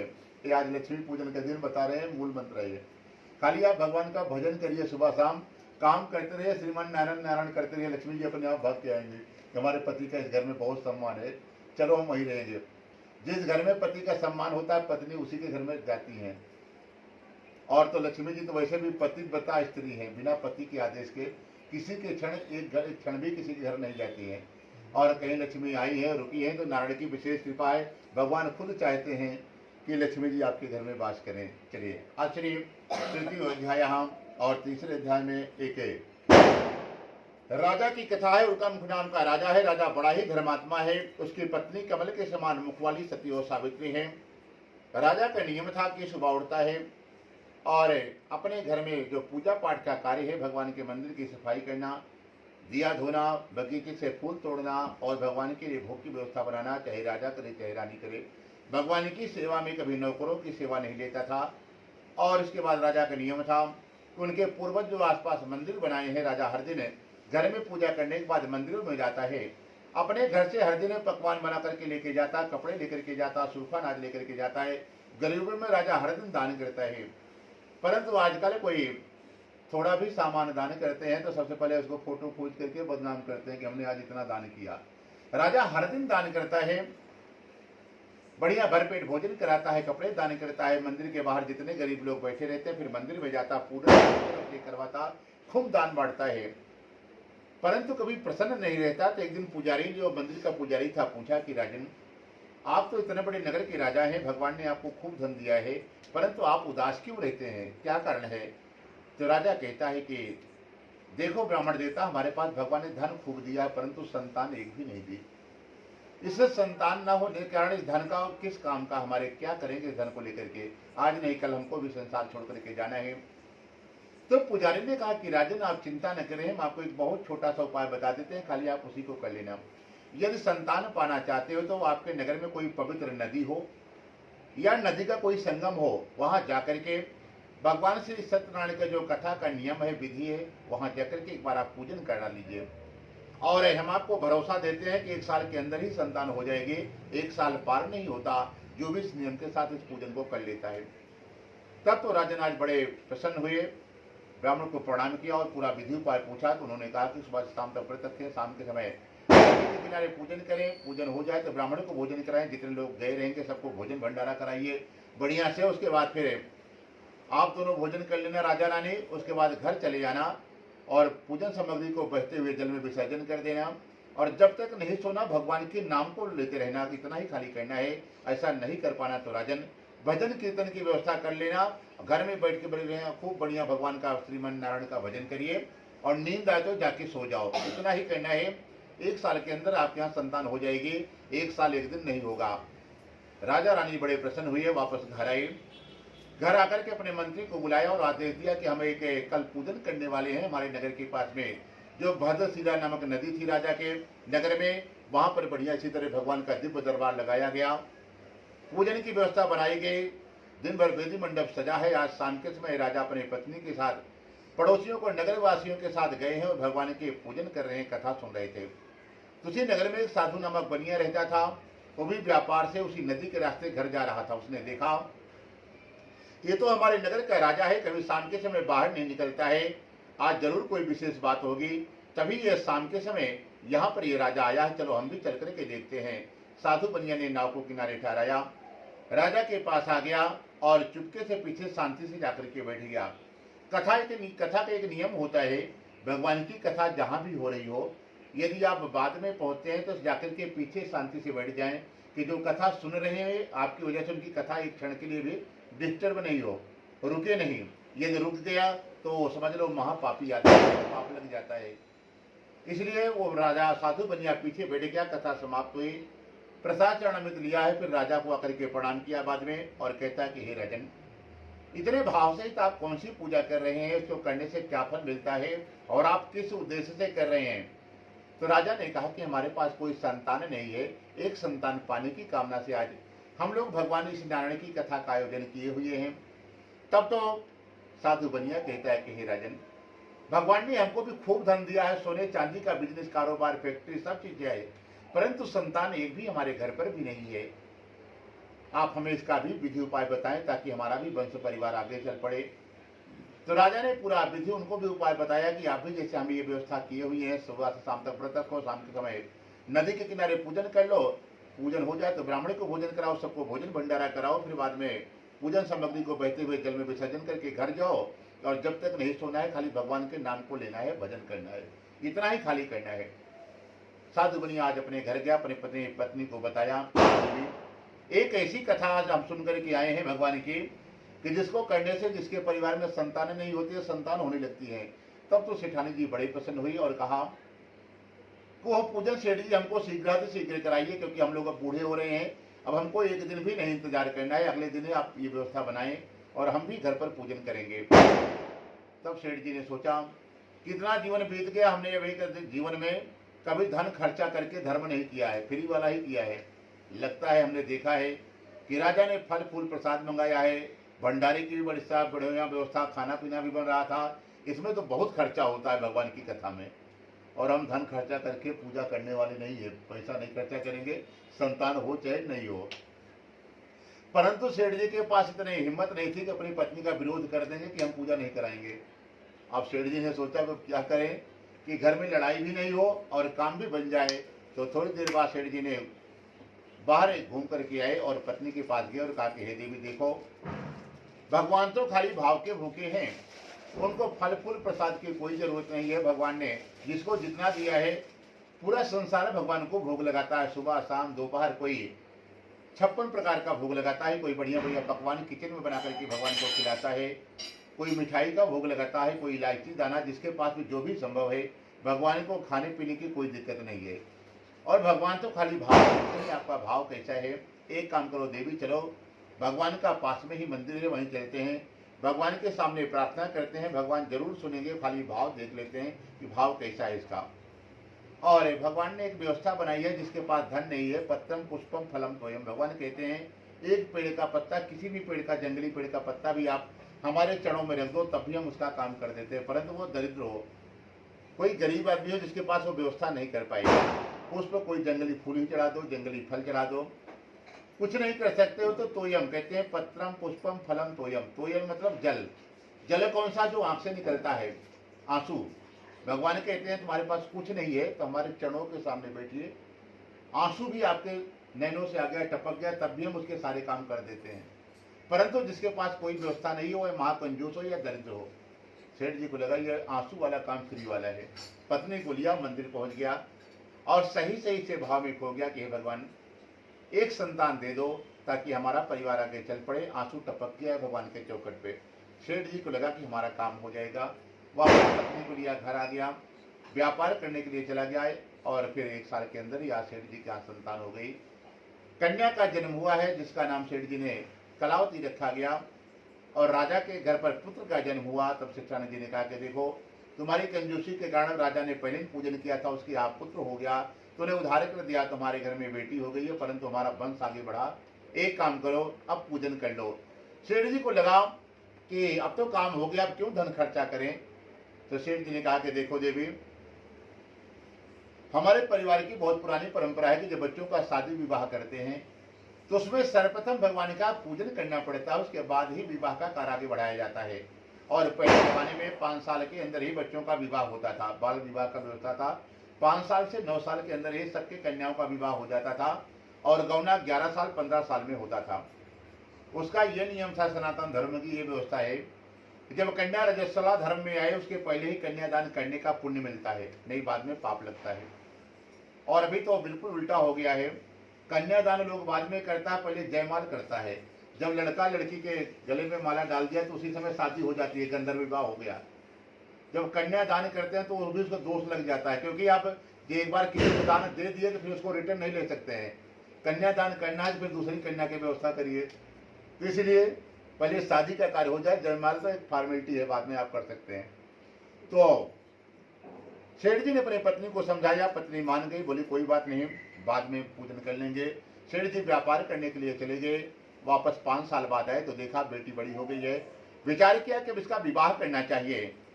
तो सेठ जी ने अपने एक नौकर को दूध को बुलाया और कहा कि हमारी लड़की के लिए अब 5 साल की हो गई है, हम इसका विवाह करना चाहते हैं, आप लोग कोई लड़का ढूंढ करके लाइए। तो आज घूमते घूमते दूत लोग कांचनपुर नामक नगर पहुंचते हैं, जो हम लोग कलकत्ता के नाम से जानते हैं। वहां पर एक बढ़िया बड़ी पुत्र दिखाई पड़ा। उस लड़के को सेठ जी के पास लाया गया। साधु बनिया को लड़का पसंद आया। आज बड़ी धूमधाम के साथ सेठ जी ने अपने बेटी का विवाह फिक्स कर दिया और बढ़िया बढ़िया कैटर वाले को बुलाया, कैमरामैन, लाइट, टेंट हाउस वाला सब कोई आया। सेठ जी ने सब बढ़िया बढ़िया व्यवस्था की, परंतु भगवान का पूजन करना सेठ जी भूल गए। उनको याद ही नहीं था कि हमने भगवान को वचन दिया है, यह हमारे परिवार की परंपरा है कि जब तक भगवान का पूजन नहीं होता तब तक विवाह का कार्य आगे नहीं बढ़ाया जाता है। और सेठ जी ने सब फिक्स कर दिया, तारीख फिक्स हो गई। अब आज शादी का समय हो गया। तो शादी में भी एक मंडप बनता है भगवान का, या भगवान के सामने विवाह किया जाता है। तो वहां पर भी गणेश, गौरी, नवग्रह, कुल देवी देवता का आह्वान हुआ। भगवान नारायण को भी बुलाया गया। नारायण ने आए और देख रहे हैं, देखो इस साधु बनिया को, बढ़िया वाला कैमरामैन है, खाने की सारी व्यवस्था, टेंट हाउस सब व्यवस्था किया है, परंतु ये कंजूसी से हमारा पूजा नहीं किया कि धन खर्चा हो जाएगा। और संसार में दिखाने के लिए खूब खर्चा कर रहा है, खूब पैसा उड़ा रहा है कि हमको लोग जाने कि बहुत बड़े सेठ जी हैं। और 99% लोग यही करता है। कैमरामैन को 10 लाख बोलेंगे तो 10 लाख दे देगा, टेंट हाउस को बोलो 20 लाख उसको भी दे देगा, परंतु जो पंडित जी शादी कराएगा उसको सोचेगा कितना कम से कम पैसा देना पड़े, उसको व्यर्थ का खर्चा लगता है। परंतु उसके जीवन में वेद मंत्र वही पढ़ता है। अगर वह प्रसन्न है तभी आगे सब कुछ मंगलमय होते चले जाता है। अगर वही दुखी कर दिए, क्योंकि तो भगवान का सेवक है, भगवान के अगर दास दुखी हो गया तो भगवान और ज्यादा दुखी हो जाते हैं। तो भगवान के आए, भगवान ने देखा कि देखो इस बनिया ने सारी व्यवस्था बनाई है, हमारा पूजन नहीं किया और ये अब कभी करेगा भी नहीं, क्योंकि इसका संतान हो गया, विवाह भी कर लिया, अब इसको जरूरत भी नहीं है हमारी है, तो इसका काम सारा सीधा हो गया। तो शादी के बाद जब भगवान का विसर्जन किया जाता है, पूजा के बाद सभी देवता लोग अपने अपने स्थान को जाएं, तो भगवान का भी विसर्जन हुआ। तो भगवान जाते जाते लक्ष्मी जी को बुलाया और बोला कि आ जाओ देवी, चलो इसे सेठ जी के हम रहने की जरूरत नहीं है, क्योंकि जिसका हमारा सम्मान नहीं कर सकता, जिस घर में हमारी इज्जत नहीं है, उस घर में रह के क्या करोगे। लक्ष्मी जी का भी हाथ पकड़ा, नारायण लेकर के बैकुंठ चले गए। शादी का कार्य संपन्न हुआ और सेठ जी ने अपने जमाई को बुलाया और कहा कि बेटा शादी में धन बहुत खर्चा हो गया, चलो हम लोग फिर से व्यापार को प्रारंभ करते हैं। और भगवान तो लक्ष्मी जी को लेकर चले ही गए, जाते जाते श्राप भी दे दिया कि आज के बाद तुम्हें दारुण दुख प्राप्त मिलेगा, पूरे परिवार को हमेशा परेशानी से चारों तरफ घेर लेगी। और फिर शादी का कार्य संपन्न हुआ। एक दिन अपने जमाई को बुलाया और फिर व्यापार करने के लिए सेठ जी ने सोने चांदी का कारोबार था, नाव में रखा और आज रत्नपुर नगर पहुंच गए, जिसको आज हम लोग कलकत्ता हो रत्नपुर नगर यानी रत्नागिरी क्षेत्र, बॉम्बे का क्षेत्र है, आज हम लोग रत्नागिरी उसको बोलते हैं। पहले एक रत्नपुर गांव था, वहां पर व्यापार कर ही रहे थे साधु बनिया जमाई के साथ। भगवान का श्राप लगा था। एक दिन भगवान को इच्छा हुई कि इनको श्राप देती है, फलीभूत भी हमको करना है। तो क्या किया, उस नगर का राजा चंद्रकेतु, उसके नगर में राजा के यहाँ ही भगवान ने चोरी करा दी। चोर राजा का धन लेकर के भाग रहे थे, पीछे से सिपाहियों को खबर कर दिया, सिपाही लोग चोर को पकड़ने के लिए दौड़ दिए हैं। और रात का समय था, चोरों को लगा कि अब धन बहुत ज्यादा, हम लेकर के भाग नहीं पाएंगे, पकड़े जाएंगे, पहले धन को कहीं छिपाएं। तो रात का समय था, एक नाव खड़ी थी, उसी में साधु बनिया की नाव थी और साधु बनिया नाव के बगल ही सो रहा था। चोरों को लगा खाली नाव पड़ी है, उसी में राजा का सारा धन छोड़ करके भाग गए। पीछे से सिपाही आए और सिपाहियों को लगा कि लगता है कहीं यही दोनों तो चोर नहीं है, क्योंकि अभी आगे आगे ही दौड़ रहे थे, इतना जल्दी कहीं भागेंगे नहीं। सिपाहियों ने साधु बनिया को और उनके जमाई को चोर समझ करके डंडों से, लातों से पिटाई करना चालू कर दिया रात के समय। अब सेठ जी खड़े हुए और सोच रहे हैं कि हम इतने बड़े सेठ साहूकार हैं, आज तक ऊंची आवाज में हमसे कोई बात नहीं किया और ये हमको मारने वाला कौन संसार में पैदा हो गया। और बार बार साधु बनिया विनती कर रहा कि भैया आप क्यों मार रहे हैं, हमारा क्या अपराध है, हमको कुछ नहीं मालूम है। सिपाहियों ने कहा तुम चोर हो, चोर हो। तब बार बार राजा के सिपाहियों के साथ साधु बनिया क्षमा मांग रहा था कि हमने नहीं किया। तो एक सिपाही ने कहा भैया रुक जाओ, एक काम करो, पहले तलाशी ले लो, अगर चोर होगा तो धन को भी कहीं आसपास ही रखा होगा। जैसे सिपाहियों ने तलाशी लिया, चोर ने सारा धन छोड़ करके नाव में चले गए थे, सारा धन मिल गया। फिर से सिपाहियों ने मारना चालू कर दिया सेठ जी को। अब सेठ जी सोच रहे हैं कि जिस सभा में जाते थे सब लोग प्रणाम करता था, खड़े हो जाता था कुर्सी छोड़ करके, आज वो वही सेठ हैं, धन भी वही है, परंतु भगवान ने अपनी कृपा उनके ऊपर से हटा ली, खाली हाथ हटा लिया। और बार बार वो बता रहा है कि हम नहीं, हम व्यापारी हैं, सेठ जी हैं, यहाँ के, परंतु एक भी बात उसकी कोई मानने को तैयार ही नहीं है। जितनी बोले उतने ही मार खाए हुआ। तो आज बड़ा दुखी हुआ कि ये कौन सा चक्कर हमारे साथ हो गया। फिर सिपाहियों ने सारा धन अपने कब्जे में लिया, हथकड़ी लगाई, राजा के पास लाया गया। राजा के पास भी साधु बनिया बार बार सफाई दे रहा है, परंतु उसकी बात का आज मानी नहीं जा रही है, क्योंकि जहाँ पर कृपा राम की हुई ता पर कृपा करे सब कोई। जब तक भगवान की कृपा आपके ऊपर है, भगवान के हाथ आपके सर पे है, तभी तक आपका सम्मान होगा। कहीं भी जाएंगे, कहीं भी सभा में, देश विदेश कहीं भी रहेंगे, सब जगह इज्जत सम्मान है। जिस दिन भगवान हाथ हटा लेंगे, आप चाहे जितने बड़े पैसे वाले हो, चाहे जितने बड़े पदाधिकारी हो, आपका एक कौड़ी का भी इज्जत नहीं होगा कहीं भी। और कहीं भी जैसे साधु बनिया की हालत हो गई, कहीं भी कुछ भी हो सकता है। तो राजा ने भी आदेश दिया कि इसका सारा धन छीन लिया जाए, इसको कठिन से कठिन कारावास में डाल दिया जाए। और साधु बनिया जो घर पर भी धन छोड़ करके आया था, भगवान नारायण लक्ष्मी जी को विसर्जन में ही लेके चले गए थे, तो घर पे जितना धन था सारा धन चोर लेकर के चले गए। खाने पीने का सामान सब कुछ नष्ट हो गया सेठ जी के घर पे।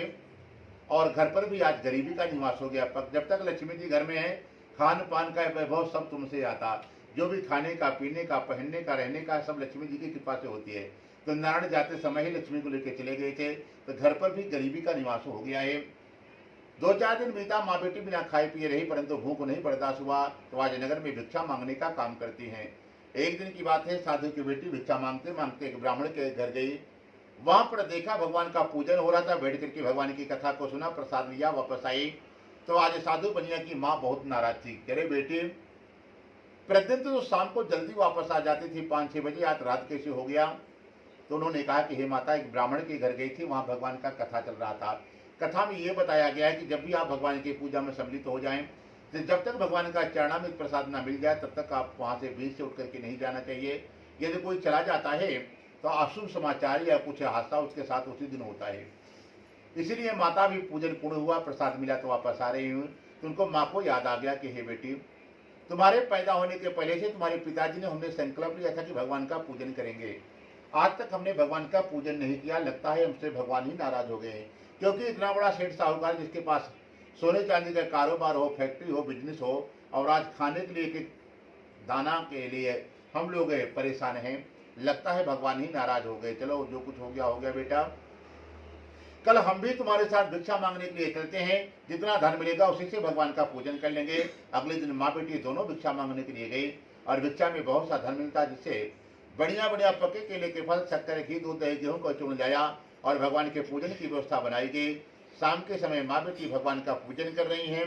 पूजन में संकल्प के साथ ये भगवान से कह रहे हैं कि हे भगवान, मुझसे या मेरे परिवार में किसी से भी यदि आपका अपराध हो गया हो, तो हे नाथ, हे नारायण, हम लोग पूरे परिवार की तरफ से आपसे क्षमा मांगते हैं। हमारे परिवार की, हमारे लोगों की रक्षा करें। और एक काम करना प्रभु, हमारे पति और जमाई को वापस घर भेज दीजिए। भगवान उस पूजा से संतुष्ट हो गए। पूजन के बाद विसर्जन किया गया कि जहाँ से देवता हैं सब लोग अपने स्थान को जाएं। सभी देवता चले गए। भगवान नारायण बैकुंठ ना जा करके जहाँ साधु बनिया बंदी बनाया गया था, उस रत्नपुर नगर भगवान स्वयं जाते हैं। और राजा चंद्रकेतु जो राजा था जिसके यहाँ चोरी हुई थी, भगवान स्वयं उसको दर्शन दिया है। और दर्शन देकर के कहा कि हे राजन, जिन दोनों वैश्यों को आपने बंदी बनाया है, उनको सुबह होते ही छोड़ देना। वो दोनों साधारण चोर नहीं है, वो लोग बहुत बड़े व्यापारी हैं। आपने उनको निर्दोष हैं, आप निर्दोष मनुष्यों को आपने बंदी बना लिया है। सुबह होते ही छोड़ देना। यदि ऐसा नहीं करोगे तो आपके पूरे राज्य को और आपके पुत्र को हम स्वयं नष्ट कर देंगे। राजा स्वप्न से जागा, सभा में गया, मंत्रियों को बताया। मंत्रियों ने कहा कि जैसे आपको भगवान ने मार्गदर्शन आपका किया है, आप वैसे करना। राजा ने तुरंत साधु बनिया को जेल से छुड़ाया। दोनों ने आकर के राजा को नमस्कार किया। राजा मीठे वचनों से कहता है कि हे महानुभावों, भावी में तुम्हें इतना दुख प्राप्त हो गया था, अभी से आपको कोई नहीं भय है। तुरंत साधु बनिया और उनका जमाई राजा को प्रणाम किया। राजा ने उनको नए नए वस्त्र आभूषण दिए। जितना लिया था धन, भगवान ने कहा था 2 गुना देना, 2 गुना दान किया। कपड़े दिया और दोनों को जेल से छुड़ा करके अपने नगर से विदा कर दिया। दोनों साधु बनिया और उनका जमाई अपने नगर के लिए चलते हैं। बोलो सत्यनारायण भगवान की जय। ओम श्रीमन्नारायण नारायण नारायण भजमन नारायण नारायण नारायण विष्णु नारायण नारायण नारायण गोविंद नारायण नारायण नारायण हरि नारायण नारायण नारायण सत्य नारायण नारायण नारायण। सत्यनारायण भगवान की जय। आज श्री चतुर्थ अध्याय भगवान से साधु बनी और उनकी पत्नी ने क्षमा मांग लिया, भगवान ने क्षमा कर दिया। राजा से भगवान ने 2 गुना ज्यादा दंड दिला दिया, नए नए कपड़े दिला दिए। भगवान जब नाराज हो जाते हैं तो जो कुछ रहता है सब चला जाता है। भगवान प्रसन्न हो जाए तो बिना मेहनत के ही फ्री में ही धन 2 गुना मिल गया साधु बनिया को। तो भगवान की इच्छा हुई कि चलो हम भी संसार वालों को जानकारी करते हैं, किसी को फ्री का धन मिल जाए, ससुराल में ननिहाल में या बाबा का खूब प्रॉपर्टी अचानक खूब ज्यादा मिल जाए फ्री का, तो उन मनुष्यों के दिमाग में चलता क्या है, चलो आज जानकारी करते हैं। तो भगवान ने क्या किया, एक ब्राह्मण का वेश बनाया, फटे पुराने कपड़े पहन लिए, बढ़िया सा चंदन माथे पे लगाया, हाथ में माला झोले लिया, बड़ी सी चोटी रखी और हाथ में डंडी लेकर के एक दंडी ब्राह्मण का बूढ़ा आदमी बन करके साधु बनिया के पास भगवान जा रहे हैं। साधु बनिया दूर से देख रहा है, उसको लगा कि हमको कोई बड़ा आदमी समझ करके ये ब्राह्मण हमारे पास आ रहा है, गरीब आदमी है, कि कुछ मदद कर देंगे, पहनने के लिए नहीं, कपड़े भी नहीं, हो सकता कुछ कपड़े दान दिला देंगे या कुछ भोजन पानी के लिए करा देंगे, परंतु हमको ये जानता नहीं है, महाकंजूस आदमी, आज तक किसी को 1 रुपये नहीं दिए, बिना मतलब के ब्राह्मण हमारे पास आ रहा है। भगवान धीरे धीरे जाकर के सेठ जी के पास प्रकट हो गए और कहा, भैया सेठ जी की जय हो, सेठ जी तुम्हारी नाव में क्या रखा हुआ है? भगवान जो देते हैं वही परीक्षा लेते हैं उसी का। भगवान ने जैसे पूछा कि तुम्हारी नाव में क्या रखा हुआ, भगवान को इतने जोर से डांटा, कहा रे दरिद्र ब्राह्मण क्यों पूछता है, क्या धन लेना चाहता है? हमारे पास धन वन कुछ नहीं है, हमारे पास तो बेल पत्ता भरा हुआ है। भगवान खुश हो गए, बोले तथास्तु सेठ जी, तुम्हारा वचन तुरंत सत्य हो जाए। हम साधारण ब्राह्मण नहीं है, हम तो तुमको देखना चाहते थे कि जो तुम्हारे नाम में भरा है 10 गुना तुरंत भर जाए, और मुड़ करके देख लो, अगर 10 गुना नहीं हो गया हो तो बताना। सेठ जी जैसे मुड़ करके देखे, ऊपर तक बेलपत्ता भर गया। अब सेठ जी को देखते हैं उनको हार्ट अटैक आ गया, वही जमीन पर गिर पड़े। ये क्या हुआ? बड़ी मुश्किल से इतने वर्षों बाद जेल से छूटे थे और इतना सोना चांदी बिना मेहनत के ही हमको 2 गुना मिला हुआ था, और ये तो फिर से सब नष्ट हो गया, बेलपत्ता हो गया। अब क्या करें? उसको हार्ट अटैक आ गया, वहीं पर गिर पड़ा। काफी देर बाद जब होश में आए तो जो साथ में उनका जमाई था, कहता है ससुर जी अब ज्यादा टेंशन मत लीजिए, नहीं फिर से आ जाएगा अटैक। अब एक काम करो, जो यहाँ पर वो ब्राह्मण बैठा है वही आपकी रक्षा कर सकता है, और हमको लगता है कि वो ब्राह्मण नहीं कोई दिव्य महापुरुष या हो सकता है। भगवान तुम्हारी परीक्षा लेने के लिए आए हूँ, अब जाओ उनके पैर पकड़िए, विनती करिए, तभी आपको पुनः धन प्राप्त होगा, नहीं तो पूरा जीवन फूल माला ही अब दुकान लगाओगे, अब सोना चांदी नहीं बेच पाओगे। जमाई के समझाने के बाद भगवान के पास गया और त्राहिमाम करके ब्राह्मण के चरणों में लेट पड़ा साधु बनिया। तो जब चरणों में लेटा तो चरण में देखा कि भगवान के चरण में शंख चक्र गदा पद्म पैरों में भी बने हुए थे।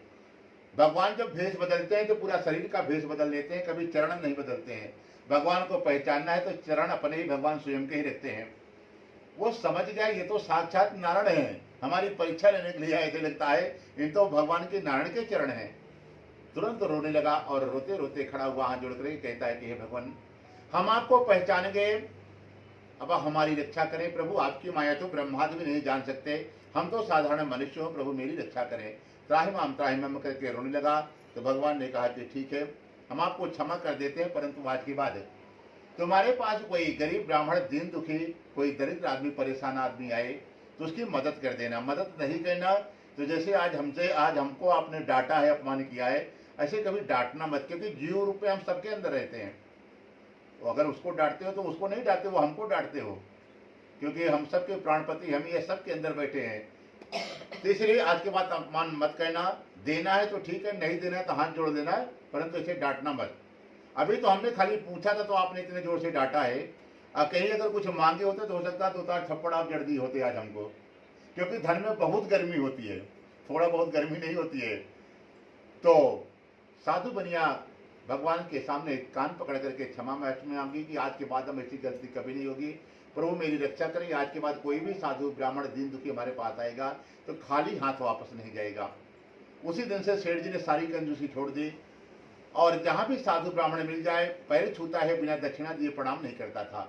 और उसके बाद घर पर आ जाए तो खाने पीने के लिए वस्त्र खूब दान करके भेजता है, और जीवन में खूब पूजा पाठ दान यज्ञ कथा सुन करके इतना पुण्य अर्जन कर लिया कि वह साधु बनिया अगले जन्म में राजा बनता है। राजा कहाँ? मगध का राजा बना। मगध नाम सुने होंगे। और उसका नाम था दूसरे जन्म में मोरध्वज। ये भी नाम सुने हैं मोरध्वज। मोरध्वज नाम का राजा है, बिहार का है। कथा तो इधर आपके साइड में तो नहीं फेमस होगा, ये शायद सुने होंगे मोरध्वज। वो इतना दानी था कि उसकी दान की महिमा देवता लोग भी गाते थे। पूरे भारत में उसकी चर्चा होती थी। जब भगवान कृष्णा अवतार में आए थे, एक दिन ने अपने मित्र अर्जुन को बुलाया और कहा कि मित्र चलो, एक हमारे पुराने जमाने में एक साधु नामक बनिया था, वो अगले जन्म में इतना पूजा पाठ दान किया है कि इस जन्म में हम उसको राजा बनाए हैं। इंसान के अपने बस में है उसको राजा बनना है या भिखारी बनना है। भिखारी बनने का क्या फार्मूला है? कोई तीर्थ यात्रा आदमी गया हो, उसको आप रास्ते में जेब काट लीजिए, लूट लीजिए।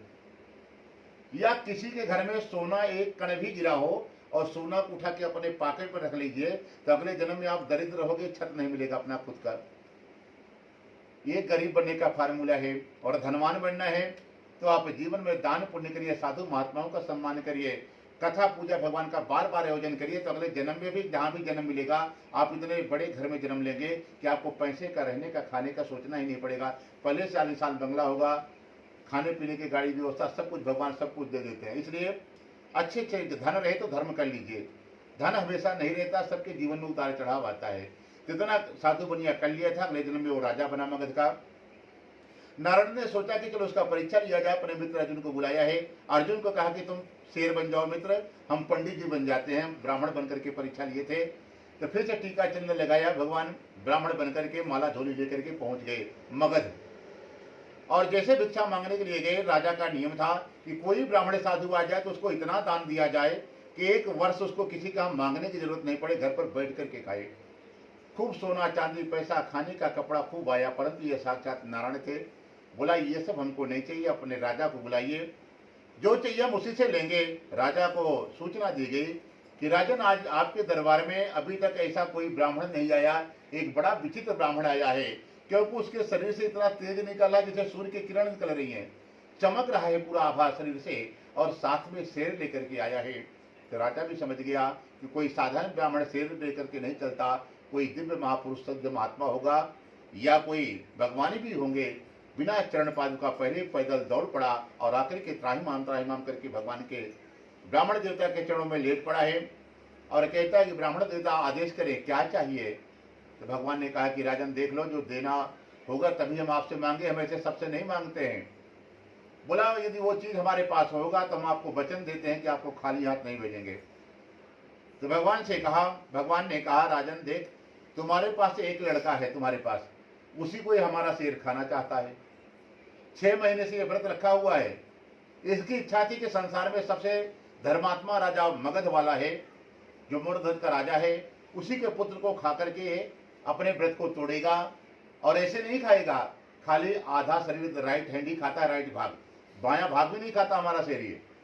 और शर्त ये होगी कि आप हस्बैंड और वाइफ, पति पत्नी आइए और एक आरा मंगाइए, खुद को काट करके, खुद अपने हाथ से अपने बेटे को काट करके देना है। ना आपके आंख में आंसू आए राजन, ना आपकी पत्नी की आंख में आंसू आए, ना आपके बच्चा रोएगा। किसी की आंख में आंसू आएगा तो हम दान नहीं लेंगे, वापस चले जाएंगे। क्योंकि दान की एक महिमा होती है, यदि आप दान कर रहे हैं तो उसके प्रति आपको मोह नहीं होना चाहिए। यदि आप मोह है तो समझ लो उस दान का कोई मतलब नहीं है, दान दिए नहीं दिए सब नष्ट हो जाता है।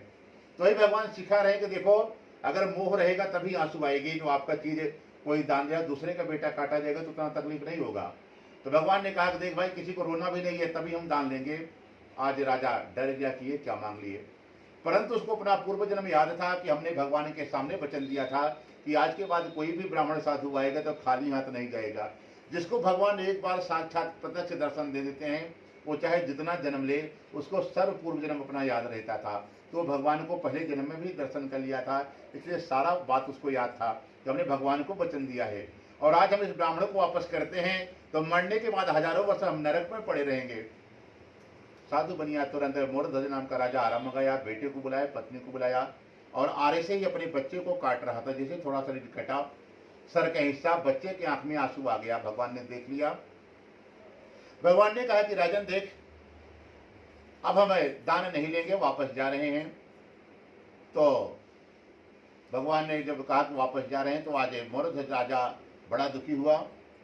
बोला कि हमारा बेटा भी कट गया और अभी दान भी नहीं लेंगे, वापस जा रहे हैं। तो छोटा सा बालक हाथ जोड़ करके कहता है कि महाराज, इस शरीर से हमको कोई मोह नहीं है।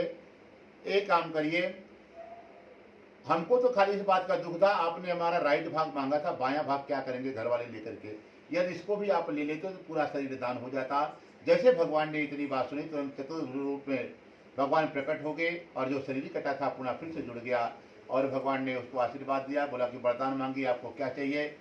तो राजा कहता है कि हमको कोई भी वरदान नहीं चाहिए, क्योंकि हम यहाँ के राजा हैं और आज तक हमने ब्राह्मण से कुछ लिया नहीं है और आप भी अभी ब्राह्मण हैं। बोला नहीं नहीं, अब तो चतुर्भुज रूप में हम इसी तरह शंख चक्र गदा लेकर के प्रकट हो गए, हम नारायण हैं। यदि कुछ नहीं लोगे तो हमारा पांड हो जाएगा, एक काम करो, कोई वरदान मांग लो। तो भगवान से कहता है कि प्रभु हम आपका वरदान जरूर स्वीकार करेंगे कि यदि आपका अपमान नहीं हो तो आप जो मर्जी वो दीजिए। तो भगवान ने कहा कि तुमने अपने आरे से इस बेटे को काट करके परीक्षा दिया है, इसलिए इसका क्षेत्र का ही नाम आरा रख देते हैं। तो बिहार का एक क्षेत्र उसी दिन से आरा नाम हो गया, आज तक उसको आरा बोलते आ रहे हैं। और कहते हैं फिर जब भगवान ने ये पूछा तो उसके बाद साधु बनिया को धन मिल गया। उसके बाद नाव लेकर के घर पहुंचा, घर पहुंच करके नाव चलाने वाले को भेजा कि जाकर के सूचना दे दीजिए कि इस नगर में हम वापस आ गए हैं। तो नगर में पहुंचा तो नाव वाले ने जाकर के उनकी पत्नी को संदेशा दिया। पत्नी और बेटी उस दिन भी भगवान का पूजन कर रहे थे कि हे भगवान मेरा पति जमाई आ जाए। जैसे समाचार मिला साधु की पत्नी आधी पूजा से खड़ी हो गई, बोला कि हे बिटिया बाकी का जो पूजा बचा है तुम कर लेना, हमारा पति कई दिनों बाद कई वर्षों बाद आए, हम जा रहे हैं दर्शन करने और तुम्हारा भी पति आ गया, तू भी जल्दी से आ जाना, लेकिन पूजा पूरा करके आना। माँ पूजा से भाग के चली गई। बेटी ने भी पंडित जी से बोला पंडित जी जल्दी जल्दी 2 मिनट का पूजा कराओ और हमको भी जाना है, हमारा भी पति आया है। पंडित जी ने पूजा तो जल्दी करा दिया। बोला बेटा प्रसाद चढ़ाव में तो लेकर के ही जाना है। बोली पंडित जी चुपचाप बैठे रहो, अभी हमारा पति आ रहा है तो हम लोग आज साथ में प्रसाद ग्रहण करेंगे। और जब बेटी पीछे से समुद्र के किनारे अपने पति को देखने के लिए पहुंची तो उसको समाचार मिला कि जैसे साधु बनिया नाव से उतरा था एक समुद्र में लहर आ गई थी जिसमें साधु बनिया के जमाई और नाव जल में डूब गया है। समाचार मिलते ही साधु की बेटी रोने लगी।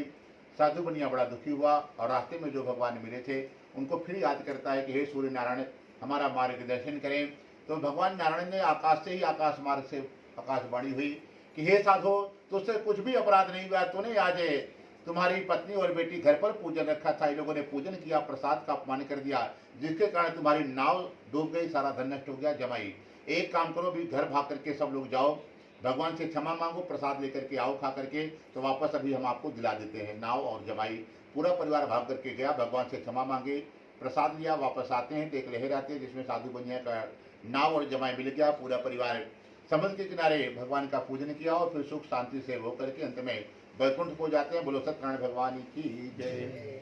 ओम श्रीमन्नारायण नारायण नारायण भजमनि नारायण नारायण नारायण हरि नारायण नारायण नारायण गोविंद नारायण नारायण नारायण बद्री नारायण नारायण नारायण द्वारिका नारायण नारायण नारायण। बोलो सत्यनारायण भगवान की जय। आज पंचम अध्याय पहले 2 मिनट एक 5वें अध्याय में एक तुंगध्वज नाम का राजा है। राजा बड़ा ही धर्मात्मा है। एक दिन राजा के मन में विचार आया कि चलो जंगल में जंगली जानवरों का शिकार करते हैं। राजा शिकार करने के लिए गया। शिकार करते करते दोपहर का समय हो गया, सोचा विश्राम कर लें। तो थोड़ी देर बाद देखा कि जंगल में काफी गाय चराने वाले बाल बाल लोग बैठे हुए हैं और वहां पर बच्चे लोग आपस में पूजा कर रहे हैं। तो राजा भी दूर से गया और भगवान की मूर्ति को देख करके भगवान को भी प्रणाम नहीं किया, क्योंकि राजा विदेश से पढ़ करके आया था, बहुत धन था, इसलिए गाय चराने वालों को गंवार समझते हैं लोग, और जो कुत्ता बिल्ली पालता है उसको वीआईपी लोग समझता है, ये बड़ा आदमी है। तो राजा को भी लगा कि हमारे पास तो बड़े बड़े कुत्ते बिल्ली हम पालते हैं, ये गाय चराने वाले छोटे लोग हैं, इनके पास क्यों जाएं। राजा नहीं गया। थोड़ी देर बाद बालकों ने, बच्चों ने भगवान के पूजन को पूर्ण किया। तो फिर सोचा कि हमारे नगर का राजा है, पहले इसको प्रसाद देते हैं, फिर बाद में हम लोग डिवाइड करेंगे, खाएंगे। तो जैसे छोटा सा बालक भगवान को प्रसाद को लेकर के राजा को देने के लिए गया, राजा डांट करके भगा दिया कि तुम लोग छोटी जात के, अछूत जात के हो, तुम्हारी हिम्मत कैसी उनको प्रसाद देने की। जैसे राजा डांटा, वो छोटा सा बालक रोने लगा और वही प्रसाद लाके भगवान के सामने रख दिया और बैठ करके रोने लगा। और जितना छोटा बालक होगा, 5 साल का, 3 साल का, भगवान का पूजन करता होगा, तो जैसे जैसे बच्चा हरकत करता है वैसे भगवान भी करते हैं। उस बच्चे को रोते देख करके भगवान भी रोने लगे, मूर्ति से आंसू टपक पड़ा। और भगवान ने कहा कि बोलो क्या करे इस राजा का। तो बालक तो खाली रो रहा, कुछ नहीं बोल रहा था। तो भगवान ने कहा कि देखो, जैसे भगवान की आंख से आंसू आया, अग्निदेव प्रकट हो गए और अग्निदेव को भगवान ने आदेश दिया, जैसे बचपन में आप लोग भी छोटे रहे होंगे, कोई मार देता था तो मम्मी पापा दूसरे को जाके जोर से झूठा ही मारते हैं, तो बच्चा तुरंत चुप हो जाता है कि बदला ले लिए। तो वैसे बच्चे को भी लगा कि भगवान ने कहा कि एक काम को अग्निदेव जाइए, इस राजा को अहंकार हो गया है कि हमारे छोटे से भगत को इसने अपमान कर दिया। एक काम करो, घर पे जाओ, इसका नगर जितना है, पत्नी बेटा गाय बछड़े जितने भी जीव जंतु हैं सबको जला करके राख कर दो। अग्निदेव पहुंचे, पूरे नगर को जला करके सब मिट्टी में मिला दिया। और राजा थोड़ी देर बाद घर गया, देखा न उसकी पत्नी है न बेटा है, पूरा सब नगर जल करके पूरा सब राख हो गया। आज राजा बड़ा रो रहा है, फिर समझ गया कि हमने जो भगवान के प्रसाद का अपमान किया उसी कारण बस हमारे साथ ऐसा हुआ है। भगवान ने भी विचार किया कि जब रामावतार में भगवान आए थे तो शिवरी के जूठे भेड़ भगवान ने खाए थे। शिवर जाति एक ऐसी जात होती है जो पूरा जीवन नॉनवेज खाते हैं, जंगली जानवरों को मार करके खाते हैं, और भगवान ने उसके जूठे बेर खाए थे। और भगवान ने विचार किया ये तो भगवान का प्रसाद दे रहा था लेकर के, और हम तो चक्रवर्ती सम्राट थे, पूरे विश्व के राजा थे, ये तो एक छोटा सा नगर का राजा है। इसको ये नहीं समझ में आया कि भगवान का प्रसाद अपमान क्यों कर रहे हैं, हमारा नगर का ही वासी है। तो जो नगर में पहुंचा सब कुछ नष्ट पाया, राजा समझ गया, फिर वापस भाग करके जंगल की तरफ गया। जो छोटे छोटे बालक थे सबको पैर पकड़ करके क्षमा मांग रहा है सबसे, भगवान से क्षमा मांगी, प्रसाद मांग करके खाया। तो भगवान को दया आ गई, भगवान ने कहा चलो, भगवान कहते हैं यदि आपको अपमान करना ही है तो आप हमको 100 गाली दीजिए। भगवान कहते हैं कभी आपको कोई पाप नहीं लगेगा और हम आपको नरक नहीं जाने देंगे, तब भी वैकुंठ भेजेंगे। क्योंकि जो राक्षस होते हैं ना वो भगवान का अपमान ही करते हैं, परंतु वो एक भाव से अपमान करते हैं, परंतु वो भी एक प्रकार की भक्ति है। 24 घंटे भगवान को वो ध्यान करते रहते हैं, तो भगवान उनसे भी प्रेम होने लगता है। बोलते हैं कि आप जैसे भगवान को भजोगे भगवान वैसे ही आपको भजेंगे। भगवान को आप अपना बेटा मानोगे तो बेटा वाला आपको प्रेम देंगे, अपना दोस्त बनाओगे दोस्त वाला रिलेशन करेंगे, मम्मी बोलोगे तो माता वाला आपको प्रेम देंगे, वो पिता बोलोगे तो पिता वाला करेंगे। हम लोग प्रार्थना करते हैं ना कि तुम्हें माता च पिता तुम्हें बंधु चसा का तुम्हें, कि हे प्रभु तुम्हें हमारी मम्मी हो, पापा हो, पिता हो, बंधु हो, फ्रेंड हो, दोस्त हो, पति हो, जो कुछ रिश्ता आप उनसे करोगे वो सारे रिश्ता निभाते हैं और वो अच्छे से निभाएंगे, कभी जीवन में धोखा नहीं देंगे वो। बाकी संसार वाले तो धोखा दे देंगे, क्योंकि चीरहरण के समय द्रौपदी ने अपने पति तक उनके धोखा दे दिए थे। गुरु थे, एक से एक बलवान थे, चाहे तो पूरी धरती को पलट देते लेकिन कुछ नहीं कर पाए। फिर याद आया कि एक तो हमारा मित्र है, संवरिया को कन्हैया को बुलाया, तब वो पहुंचा और अपने शरीर से ही वस्त्र धारण कर लिया, भगवान का वस्त्रावतार बन गया और पूरी इज्जत की रक्षा की भगवान ने। तो भगवान से जो भी यदि संसार में रहना है तो एक रिश्ता भगवान से बना लेना है, चाहे अपना मित्र बनाओ, चाहे दोस्त बनाओ, चाहे भाई बनाओ, चाहे अपना बेटा बनाओ। बोल भगवान कहते हैं पिताजी बोलने में शर्म लगती है ना, तो अपना बेटा बोलो, हम आपका बेटा भी बनने को तैयार हैं, परंतु एक रिश्ता हमसे बना लो, आप फ्रेंडशिप रखो, तो संसार में आपका कोई बाल भी नहीं बाका कर पाएगा, आपकी तरफ कोई देखेगा भी नहीं संसार में, और आपका पूरा जीवन कैसे सुख में निकल जाएगा आपको मालूम नहीं चलेगा। तो इसी तरह भगवान ने जब क्षमा मांगी राजा ने, भगवान ने क्षमा कर दिया, विश्वकर्मा भगवान को भेज करके सारे राज्य का फिर से निर्माण कर दिया। राजा नगर पहुंचा, सुख शांति से रहने लगा। जो भी मनुष्य इस परम दुर्लभ व्रत को करता है भगवान की कृपा से उसके कभी जीवन में धन और धान की कमी नहीं होती, न कभी पैसा कम होगा, न खाने पीने की व्यवस्था कम होगी। निर्धन होता है तो धनवान हो जाता है, जिनके घरों में संतानें नहीं होती है संतान होने लगती है, और सब प्रकार के मनोरथ पूर्ण होकर के अंत में वो परम धाम वैकुंठ को जाता है, कभी नरक नहीं जाना पड़ता उसको। इस कथा की महिमा है। बोलो सत्यनारायण भगवान की जय। ओम श्रीमन्नारायण नारायण नारायण भजमनि नारायण नारायण नारायण माता नारायण पिता नारायण माता नारायण पिता नारायण गुरु नारायण नारायण नारायण। जो घर में माँ बाप होते हैं, सास ससुर जो भी रहते हैं, वो साक्षात भगवान ही है। आप उनका सेवा कर लेंगे, अच्छे से उनको प्रसन्न रखते हैं, तो साक्षात नारायण की कृपा पर हमेशा बनी रहेगी। कभी जीवन में कोई दुखी कर ही नहीं सकता। खाली आप अपने माँ बाप को, पिता को आप खाली खुश रखिए, उनको भगवान समझ लो प्रसन्न है आपके ऊपर, हमेशा कृपा बना के रखेंगे। ओम सूर्य नारायण चंद्र नारायण सूर्य नारायण चंद्र नारायण तारे नारायण नारायण नारायण भजमन नारायण नारायण। ये सूर्य और चंद्रमा जो है भगवान की आंखें हैं। सूर्य दाहिनी आंखें, चंद्रमा बाई आंखें। भगवान अपनी आंखों से 24 घंटे संसार को देखते रहते हैं, कौन क्या कर रहा है, क्या नहीं कर रहा, कौन दुखी है, कौन सुखी है, किसको क्या चाहिए, भगवान हमेशा देखते रहते हैं। जो सूर्य भगवान का पूजन करते हैं कि नहीं करते हैं, एक लोटा जल हर दिन देते हैं, अगर हर दिन देते हैं तो जीवन में कभी आपके पास धन की कमी नहीं होने देंगे भगवान। और कभी भी कोई आपत्ति विपत्ति, कोई संकट, एक्सीडेंट, कोई ऐसा कुछ भी हादसा आपके साथ नहीं होगा। हमेशा जब तक सूर्य है रक्षा करने की जिम्मेदारी उनकी। आप कहीं भी आओगे जाओगे, ऑफिस से लेकर वापस रिटर्न घर तक भेजने की जिम्मेदारी सूर्य भगवान की होती है। खाली आप एक लोटा उनको जल दे दीजिए, बस उतना ही में पूरा दिन आप सेफ हो गए। बोलो सत्यनारायण भगवान की जय, बोलो आज के आनंद की जय। सामने चढ़ा दीजिए, थोड़ा थोड़ा जल गिरा दीजिए सामने, जल को गिरा के मस्तक में जल को लगा के प्रणाम कर लीजिए और आप उधर बंद कर दीजिए खड़ा होकर, उसको रोक लीजिए। ओम तत्वहान ओम शुक्राय नमः ओम विष्णुवे नमः ओम विष्णुवे नमः ओम विष्णुवे नमः। बोलो सत्यनारायण भगवान की जय, बोलो आज के आनंद की जय।